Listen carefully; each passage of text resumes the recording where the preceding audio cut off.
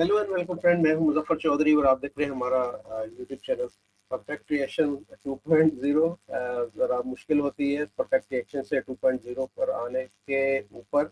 और हमारे साथ इस वक्त मौजूद हैं डॉक्टर अभिषेक मिश्रा सर, हमारे दोस्त, हमारे भाई भारत से। आप के जाने पहचाने, हम इनको वेलकम कहते हैं। नमस्कार, अस्सलाम वालेकुम, सत श्री अकाल, कैसे हैं आप? जी, नमस्कार, सलाम अलैकुम, सत श्री अकाल। बढ़िया है, आप बताइए मुज़फ़्फ़र भाई? जी, मैं बिल्कुल ठीक हूँ और हमारे दर्शकों को भी इस नए चैनल के ऊपर उनका स्वागत है। और उम्मीद करता हूँ कि हमारे इस चैनल को वो सपोर्ट करेंगे, हमें प्रमोट करेंगे, वीडियो को ज़्यादा से ज़्यादा आगे शेयर करें, लाइक करें और चैनल को जल्द से जल्द मोनेटाइज करें, ताकि जो है हमें आपका आपकी मोहब्बत जो है वो देखने को मिले और आपको हमारी मोहब्बत। डॉक्टर साहब, आज जो हम अभी आपके चैनल के ऊपर भी यही चीज़ डिस्कस कर रहे थे, वही चीज़ यहाँ पर ही डिस्कस करेंगे। मैं अभी देख रहा था पाकिस्तानी खबरों के अंदर, पाकिस्तानी डिप्टी जो प्राइम मिनिस्टर है इसहाक डार, उन्होंने तरदीद कर दी है कि पाकिस्तान कोई इस तरह का पाकिस्तान की तरफ से यकीन दहानी ईरान को नहीं करवाई गई, ना ही कोई पाकिस्तान की कोई ऐसी कमिटमेंट है ईरान के साथ कि अगर ईरान के ऊपर कोई एटमी अटैक होता है इसराइल की तरफ से और पाकिस्तान उसका जवाब देगा। तो ये आप इस उनके स्टेटमेंट को कैसे देखते हैं? आया पाकिस्तान ने कोई यकीन दहानी कराई होगी, कोई बात ऐसी है? क्या आप समझते हैं ये सारी जो खबरें हैं इस गर्दिश में इस आपने पूछा इस खबर को कैसे देखते हैं? ऐसे देखता हूँ मैं ऐसे। वक्त? तो मेरे ख्याल में ये खबर देखने वाली ही ऐसे ऐसे ही देखने वाली है। देखिए मुज़फ़्फ़र भाई, इस स्टेटमेंट ने जो भुट्टो ने शुरू किया था आज 1970 की दहाई में इस्लामिक उम्मा का कॉन्सेप्ट, उसको ख़त्म कर दिया। पाकिस्तान से इस्लामिक उम्मा का जन्म हुआ, पाकिस्तान में ही उसका दाह संस्कार जनाजा हो उठ गया, गया। जनाजा उठ गया। क्योंकि अगर कोई इस्लामिक उम्मा है और आप नेटो बनना चाहते थे, जो मैं बोलने जा रहा हूं इसको समझ लीजिए, बहुत कम लोग इसको समझेंगे। अगर हम एक कंपैरेटिव एनालिसिस करें नेटो और इस्लामिक उम्मा की, क्या अंतर है? नेटो में article 5 of the NATO treaty ये कहता है, नेटो का मतलब होता है नॉर्थ एटलांटिक ट्रीटी ऑर्गेनाइजेशन। उसका आर्टिकल 5 ये कहता है, it has to be read with article 51 of the UN charter. उसका ये कहता है कि किसी भी नेटो के देश के ऊपर हमला नेटो के सारे देशों पर माना जाएगा। तो होगा ये कि ये सबको अधिकार देगा कि उसके अगेंस्ट में हमला कर दे। जैसे इसको ऐसे समझना, मान लीजिए आपने मुझे 2 घुसंड मार दिया आकर के किसी बात पे, अब मैं आपसे कमजोर हूं और मेरे साथ मेरा दोस्त खड़ा है, वो आपको घुसंड मारना चाहता है, तो क्वेश्चन ये कि भाई घूसा तो आपने मुझे मारा, उसे तो मारा नहीं है। जी। तो अगर वो आपको घूसा मारे तो फिर आपको मुझे मारा हुआ घूसा और उसके द्वारा आपको मारा हुआ घूसा में क्या अंतर है? क्योंकि इसमें से एक घूसा क्रिमिनल है, दूसरा घूसा जस्टिफाइड है लॉ में। अच्छा। यानी कि आपने यदि मारा मुझे पहला घूसा, फिर मैंने आपको मारा, तो आपका घूसा क्रिमिनल है और मेरा वाला घूसा सेल्फ डिफेंस है।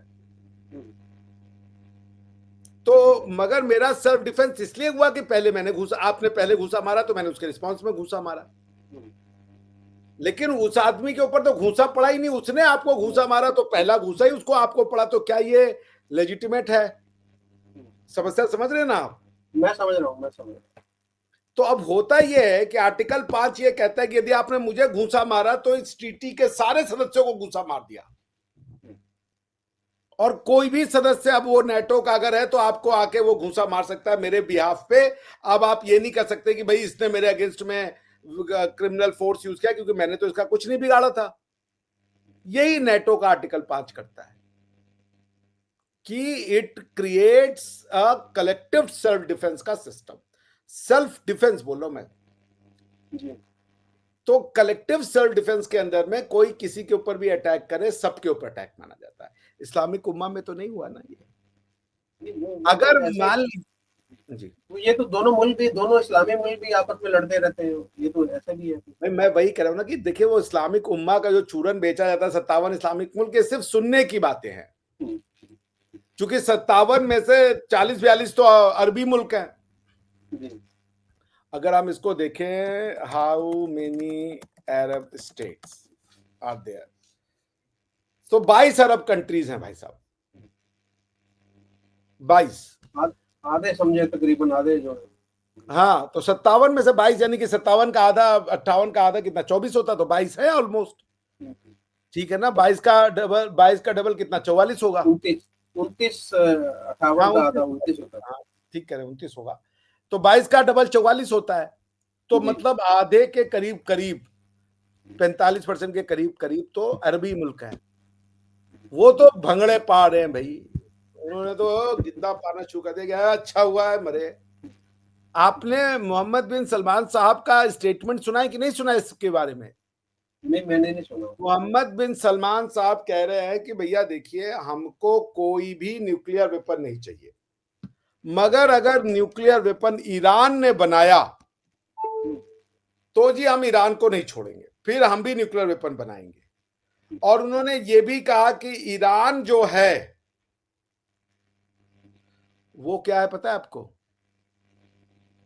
ईरान एक वो है, दुष्ट मुल्क है वो, जिसे कह लीजिए वो, it's what you call it, मैं इवन आपको, पहले कहते थे इसको। हाँ वो कह रहे थे कि ये तो वो है, ईविल है, इट्स एन ईविल कंट्री, यही बोला उन्होंने। आप समझ रहे हैं? मैं जी। आपके लिए वो वीडियो ढूंढ रहा हूँ, वीडियो आज ही नहीं मिलेगा मुझे, ऐसे नॉर्मली मुझे मिल जाता है। तो अब खैर, तो पॉइंट ये है कि ये जो हाँ मिल गया। उम्मा तो नहीं है ना फिर, उम्मा तो कहाँ गई जब सऊदी अरब जो वो कह रहा है कि जी ईरान ने अगर बम बनाया तो हम इसके खिलाफ है। Rival to Saudi Arabia. Its army is not among the top 5 armies in the Muslim world. The Saudi economy is... Iran is not a rival to Saudi Arabia. Its army is not among the top 5 armies in the Muslim world. The Saudi economy is larger than the Iranian economy. Iran is far from being equal to Saudi Arabia. But I've seen that you called the Ayatollah Khamenei the new Hitler of the Middle East. Absolutely. Why? Because he wants to expand. He wants to create his own project in the Middle East, very much like Hitler, who wanted to expand at the time. Many countries around the world and in Europe did not realize how dangerous Hitler was until what happened happened. I don't want to see the same events happening in the Middle East. Does Saudi Arabia need nuclear weapons to counter Iran? Saudi Arabia does not want to acquire any nuclear bomb. But without a doubt, if Iran developed a nuclear bomb, we will follow suit as soon as possible. अब ये Islamic उम्मा है, तो और पाकिस्तान का जो देश, पाकिस्तान इसीलिए कहा जाता है Pakistan has got the Islam absolutely wrong. वो नेशनलिज्म को गाली देता है। ये जो लड़ाई हो रही है ईरान और इराक के, ईरान और सऊदी अरेबिया में, ये नेशनलिज्म की लड़ाई है, वरना रिलीजन तो दोनों का इस्लाम है। आप समझ रहे हैं मेरी बात? कोई भी मुसलमान पूछिए ये भारत के वर्ष का, जी नेशनलिज्म बुरी चीज है, जी नेशनलिज्म बुरी चीज है। अरे तो सऊदी अरेबिया से बोलो, ये प्रिंस साहब से बोलो, तो कह रहे कि हम तो ईरान से बेहतर है। जब अगर इस्लामिक उम्मा है तो वो कैसे ईरान को और सऊदिया को अलग अलग देख सकते हैं? बेसिक कॉन्सेप्ट का इन्होंने कचरा कर दिया है इस्लाम की यूनिटी के नाम पर, और नहीं होगी। नेशनलिज्म बार बार इस्लाम को पाकिस्तान में हरा चुका है। 1971 में इस्लाम नेशनलिज्म से ही हारा ना भाई। बंगाली नेशनलिज्म भारी पड़ गया, बलोच नेशनलिज्म फिर भारी पड़ रहा है, पख्तून नेशनलिज्म फिर भारी पड़ रहा है। क्योंकि आइडिया ऑफ पाकिस्तान अपनी एग्जिस्टेंस के लिए नेशनलिज्म से डरता है, लेकिन भारत का आइडिया जो है वो नेशनलिज्म से इसलिए नहीं डरता क्योंकि कितने नेशनलिज्म है भारत में, तमिल, तेलुगु, बिहारी, मणिपुरी, नागालैंडी, असमिया, उड़िया, 50 है भाई, यू जस्ट नेम इट। लेकिन ये सब भारतीय होने को तैयार है क्योंकि भारत इनकी नेशनलिटी को नहीं दबाता। आप महाराष्ट्री हैं, होने दीजिए, आप मराठी होंगे, बहुत बढ़िया, जय महाराष्ट्र। लेकिन हर आदमी, चाहे वो जय महाराष्ट्र बोले, जय यूपी बोले, जय हरियाणा बोले, जय केरला बोले, जय तमिलनाडु बोले, पहले बोलता है जय भारत। वो कहता है जी भारत है, उसके नीचे हम रहने को तैयार हैं। भारत से बड़ा कुछ नहीं है। यूं समझ लीजिए मुजफ्फर भाई कि भारत के संविधान में एक आर्टिकल 3 है और उसका मतलब है कि पार्लियामेंट के पास इतनी पावर है कि किसी भी स्टेट को यूं खत्म कर दे, जैसे जम्मू एंड कश्मीर को किया, जैसे अभी तेलंगाना को बनाया था, जैसे झारखंड को बनाया था, उत्तराखंड को बनाया था, यूपी को तोड़ दिया था जी। हम लोग उस समय बड़े, मतलब जो हमारे यहाँ यूपी के उस समय लोग, अरे हमारा यूपी टूट गया, उत्तराखंड बन गया, हमसे इतना, क्या कुछ नहीं फर्क पड़ता है। तो समझ रहे ना, ये पावर है। आप सुनिए मेरा प्रश्न, आपके संसद या मजलिस शुरा में ये पावर है पख्तूनख्वा को तोड़ दे? क्या अमेरिका के संसद के कांग्रेस के पास ये पावर है कि वो किसी एक स्टेट को तोड़ दे और 2 स्टेट बना दे? नहीं है। यही है जय भारत, भारत माता की जय। इसका मतलब ये सारे मराठी, सारे तमिल, सारे तेलुगु, सारे ये भारत के आइडेंटिटी के आगे नतमस्तक है जी। इसलिए भारत नेशनलिटी से नहीं डरता, क्योंकि कई नेशनलिटीज ही भारत का जो आइडिया है उसने पहले भारत को बनाया, फिर नेशनलिटीज को फलने फूलने दिया, जाओ अपना अपना नेशन बनाओ। लेकिन ये वो नेशन नहीं है जो जो जो जो नेशन यहूदियों का है। उस पर फिर कभी हम आपको अच्छे से समझाएंगे।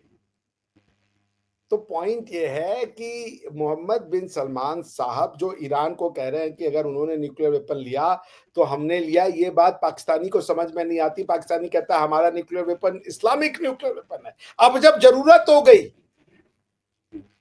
तो भाई जब कलेजा लगा फटने तो माल लगा बटने। नहीं नहीं नहीं, हमने तो ऐसा नहीं कहा है। वरना मैं तो कहता, आपने कहा है आपका, तो मैं वो यूट्यूब पे सुना दूंगा भाई, सफदर जी का स्टेटमेंट कि इस्लामी बम है। उसके बाद आपके एपीजे, वो सॉरी एपीजे के, आपके जो न्यूक्लियर बम के फादर है जिन्होंने आपको चोरी करके लाके दिया था, डॉक्टर, कि ये तो इस्लामिक बम है। कहा गया इस्लामिक बम? फिर मैं वही कह रहा हूं मुजफ्फर भाई, आप भारतीय थे, भारतीय हैं, भारतीय रहेंगे। आपका आपसे अल्लाह का रिश्ता पर्सनल होता है, बस। This is what you need to understand ji.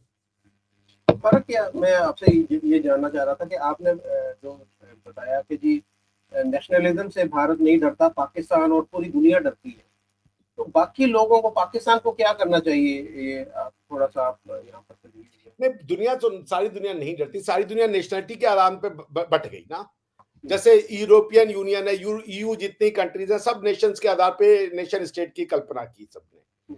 Bharat nation state के आधार पे बनेगा तो भारत टूट जाएगा, क्योंकि कई नेशन है, कई स्टेट है। जैसे हमारे यहाँ तो 27 स्टेट तो हमारे अंदर ही है ना। How many Indian states are there, ठीक है ना। तो एक मिनट, मैं भूल जाता हूं बार बार यार। 28 इंडियन स्टेट है। 28 इंडियन स्टेट का 28 देश।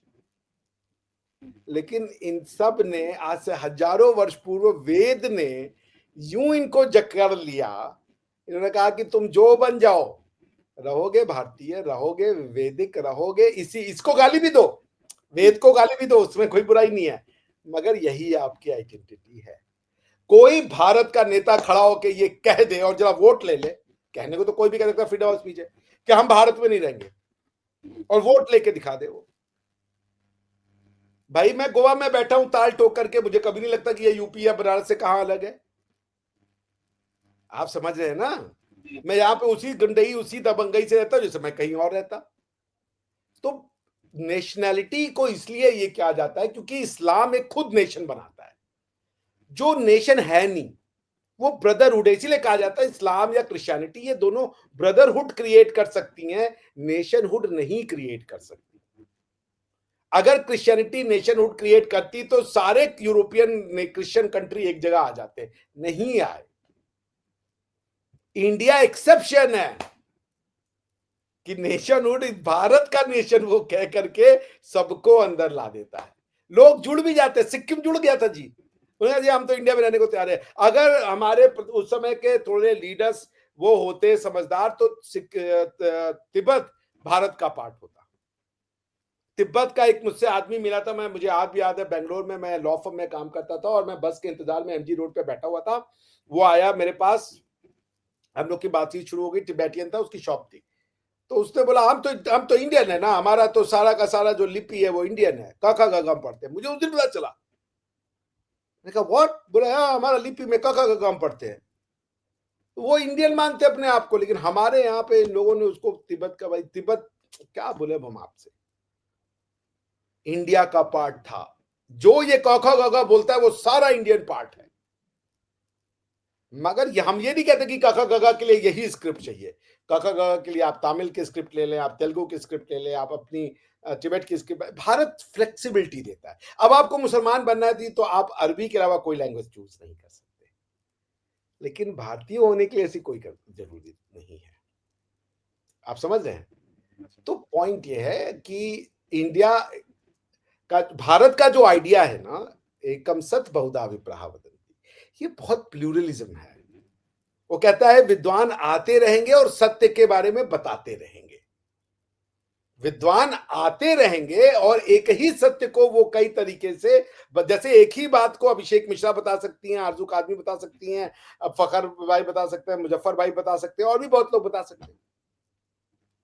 बात एक ही प्रश्न, आपको कई लोग उसके कई उत्तर दे सकते हैं, कई एंगल, कई नजरिए उसका। जी। तो पॉइंट वो है कि इससे क्या हुआ कि ये जो जनमानस इससे जुड़ा वो प्लूरल था और लोगों को कभी ऑब्जेक्शन नहीं हुआ। कह रहे तुम ये कैसे कह रहे हो, अरे तुम वो कैसे कह रहे हो। क्यों? क्योंकि उनको पता है ये भी सही है वो भी सही है, इसलिए यहाँ के लोग बड़े वो हो जाते हैं। इसी को आप टॉलरेंस कहते हैं और इसको हम एम्ब्रेसमेंट कहते हैं। हम सबको गले लगा लेते हैं। जी अच्छा, आप टॉपिक पे आते हैं दोबारा से।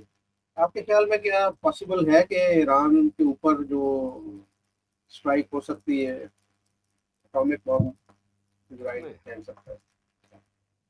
नहीं है सर, कोई अलाउ नहीं करेगा इस्लामिक, अरे सॉरी क्षमा कीजिएगा, nuclear bomb is a big no no, सवाल ही नहीं उठता है। अगर होना होता तो पहले शुरू कर दिए होते। आप समझ रहे हैं? अगर होता तो वो पहले ही शुरू कर दिए होते। उनका कोई इरादा नहीं है इसको इस्लामिक बैंक बनाने का। तो इसलिए मेरा ये जो अंडरस्टैंडिंग है, ये कन्वेंशनल वॉर होगी, और कन्वेंशनल वॉर में न्यूक्लियर वेपन की डॉक्ट्रिन भी यही होती है कि जो न्यूक्लियर वेपन कंट्री है, ये उसके ऊपर कंडीशन है कि वो किसी भी नॉन न्यूक्लियर वेपन कंट्री के ऊपर न्यूक्लियर वेपन नहीं यूज कर सकता। That's the condition. वरना तो फिर इजराइल का जो मॉरल हाई ग्राउंड है वो फिर दुनिया उनके अगेंस्ट में हो जाएगी अगर उन्होंने ईरान के अगेंस्ट में न्यूक्लियर वेपन यूज कर दिया। That's a big no no. आप देखिए वियतनाम से अमेरिका हार गया पर न्यूक्लियर वेपन नहीं यूज किया। दक्षिण कोरिया, साउथ कोरिया, कोरिया टूट गया लेकिन न्यूक्लियर वेपन यूज नहीं किया। चाइना वियतनाम से हार गया, न्यूक्लियर वेपन नहीं यूज किया। ठीक है ना? तो रशिया यूक्रेन के अगेंस्ट में न्यूक्लियर वेपन यूज नहीं किया। ऑल्दो कहा जाता है कि कई बार कोशिश की गई मगर मोदी जी ने बहुत बार उसको समझा करके रुकवाया था हमारे यहाँ। तो nuclear weapon is not a possibility, remotest possibility नहीं है। वरना इजराइल के ऊपर जितने लोग हैं वो फिर they will turn against Israel. सवाल ही नहीं उठता है। No nuclear weapon at all. अच्छा, पाकिस्तानी मीडिया कुछ इस तरह की खबरें बता रहा था कि जी नेतन्याहू ने जब अटैक किया ईरान के ऊपर, उसके बाद में उसने कॉल की मोदी जी को और उनको एतमाद में लिया। तो भारत जो ईरान के साथ भी बड़े अच्छे रिलेशन है, भारत के इजराइल के साथ भी है, तो आप कहाँ पर देख रहे हैं कि भारत का इस वक्त झुकाव किसकी तरफ है? इजराइल के साथ खड़ा है भारत या ईरान के साथ है या दोनों के साथ है? क्या ये बड़ी, मेरे ख्याल में एक जो पोजीशन है भारत के लिए बहुत मुश्किल है कि कोई मुश्किल नहीं है, हम दोनों के साथ खड़े हैं। हमारा क्या कि हम कोई ऐसा काम नहीं करेंगे जिससे कि युद्ध में बढ़ोतरी हो। जैसे हम आपको आर्म्स एम्यूनिशन नहीं देंगे, जैसे हम आपको कोई और इंटेलिजेंस वाली मदद नहीं देंगे हम, लेकिन ह्यूमैनिटेरियन असिस्टेंस हम दोनों को देंगे। ठीक है ना? तो अगर इजराइल को जरूरत पड़ती है ह्यूमैनिटेरियन असिस्टेंस की, वहां पे नर्सेज, डॉक्टर या कोई कंस्ट्रक्शन वर्क में जाना है तो हम बिल्कुल जाएंगे। उसी तरीके से यदि ईरान में इसकी आवश्यकता पड़ती है, आज ही देखिए मोदी जी ने 10,000 स्टूडेंट्स को निकलवाने के लिए वहां पे ईरान से बातचीत की और ईरान ने कहा ठीक है आप रोड के रास्ते, क्योंकि उन्होंने कहा हमारा ये वाला तो हवाई जो वो है मार्ग वो तो खुला नहीं है क्योंकि कभी भी मिसाइल आ सकता है, कुछ भी हो सकता है। वो सब ऑन है उनके जो एयर डिफेंस सिस्टम है, तो उसकी वजह से हवाई जहाज नहीं चलते थे। जब पाकिस्तान के साथ जब हमारा ऑपरेशन सिंदूर चल रहा था तो ये इंडियन आर्मी के लोग बार बार कह रहे थे कि पाकिस्तान जो एक चाल चल रहा है वो ये कि उसने जो है वो हवाई जहाज जो है वो वैसे ही चला रहा है, एयर डिफेंस को वो ऑन नहीं कर रहे हैं पूरी तरीके से। उसमें होता ही है कि अब मान लीजिए हवाई जहाज मार्केट स्काई पे अपना नॉर्मल जर्नी में जा रहा है, हमने एक मिसाइल फेंकी, वो जाके उसने अगर हवाई जहाज को उड़ा दिया तो ये होगा ना कि आपने एक सिविलियन हवाई जहाज को उड़ा दिया। तो इसलिए it was even more difficult operation Sindoor. लेकिन जो मेरा ये मानना है कि भारतवर्ष दोनों के साथ है। देखिए ये ऐसा मुद्दा है ना, ये क्रिश्चियन वर्सेस मुस्लिम वर्सेस जूस का मुद्दा है। अब जूस और क्रिश्चियन एक साथ हो गए हैं और मुस्लिम भी एक तरीके से साथ हो गए हैं। मुस्लिम उम्मा टूट गई या मुस्लिम जो वर्ल्ड है सो कॉल्ड, उसमें बहुत बड़ा पहले से ही एक क्रैक था। वो क्रैक ये था कि सुन्नी मुसलमान या अरबी मुसलमान वो शिया मुसलमानों को पसंद नहीं करते हैं। ये एक बहुत क्लियर डिफिकल्टी है। उसका कारण यह है कि जो सऊदी अरेबिया के लोगों का मानना है भाई इस्लाम हमारे यहाँ से आया, उसकी नेतागिरी हम किसी आयतुल्लाह को कैसे दे देंगे। भाई अगर मैंने शुरू किया है कोई चीज तो उसकी तो जो वो है क्या नाम है मैनेजमेंट एडमिनिस्ट्रेशन तो हमारे हाथ में रहेगा ना। तो वो फिर उसकी चौधराहट हम दे दें कोई आयतुल्लाह को, किसी एर्दोगान को, तो फिर सऊदी अरेबिया को वही गुलाम बना लेंगे। तो इसलिए वो पसंद नहीं करते क्योंकि उनका ये, जैसा आपने सुना कि मोहम्मद बिन सलमान साहब कह रहे थे कि वो हिटलर है, वो तो एक्सपैंड करना चाहता है। भाई जब आप हमास बनाते हो, हिजबुल्लाह बनाते हो, तो आप बेसिकली क्या कर रहे होते हो कि अरब वर्ल्ड में आप अपना जो है वो दखल कर रहे होते हो, जो उनको पसंद नहीं है। हमास तो पूरी तरीके से ईरान बैक्ड वो है ना, बैंड आउटफिट है, उसको सपोर्ट ही वो कर रहे हैं। अगर वो हमास को और हिजबुल्लाह को सपोर्ट करना बंद कर दें तो एक दिन में वो वॉर खत्म हो जाएगा इजराइल और हमास का। उसको उनको उनको आर्म्स एम्यूनेशन और ये सब देना ये उनका ही काम है। तो इसलिए ये जो आपकी बात है कि इंडिया किसके साथ है, हम दोनों के साथ है। दोनों को हम ह्यूमैनिटेरियन असिस्टेंस देंगे। हमें ईरान के लोग भी उतने ही प्रिय हैं। मैं ईरान के लोगों को बहुत पसंद करता हूँ। I know they are the sweetest people, they are very nice people. और मैं ईरान की गवर्नमेंट और ईरान के लोग हैं उनके बीच में एक डिस्टिंक्शन रखता हूँ। Iranians are very sweet people, मैं आपको बता रहा हूँ, बहुत अच्छे लोग होते हैं। आप कभी ईरानियंस से मिले, बहुत अच्छे लोग होते हैं। They are the finest human being on the face of the earth. लेकिन जो गवर्नमेंट है वो तो क्लर्जी की गवर्नमेंट है, उसके तो मैं अगेंस्ट में या फेवर में होने वाला कौन होता हूँ? गवर्नमेंट ऑफ इंडिया डिसाइड करेगी। पर गवर्नमेंट ऑफ इंडिया का डिसीजन है कि वी आर विद पीस। हम चाहते हैं कि ये लोग अपनी लड़ाइयां बंद करें और उसके दौरान यदि हम कोई ह्यूमैनिटेरियन एड और असिस्टेंस देंगे तो हम दोनों कंट्रियों को देंगे, इसमें कोई शक नहीं। हमें इजराइल के लोग भी उतने प्यारे हैं जितने ईरान के लोग हों। हमारी लोगों से कोई लड़ाई नहीं है और गवर्नमेंट से भी हमारी कोई बात नहीं। बिल्कुल। भारत की हमेशा से ही मेरे ख्याल में फॉरेन पॉलिसी ऐसी ही रही है कि वो वाज़े तौर पर वो जो है मेरे ख्याल में उनका झुकाव किसी तरफ नहीं होता। वो दोनों कंट्री, कोई भी अगर किसी मुल्कों के दरमियान में जंग है तो वो हमेशा वो यही चाहते हैं कि दोनों के साथ उनके ताल्लुकात जो है वो करें, किसी वाज़े किसी की साइड में नहीं थे। तो बहुत शुक्रिया डॉक्टर साहब आपका। आपने बड़े अच्छे जो है वो तरीके से हमें ये सारे जो मामलात हैं और जो सिचुएशन है उनको समझाया। थैंक यू वेरी मच, आपका बहुत शुक्रिया। Thank you. धन्यवाद।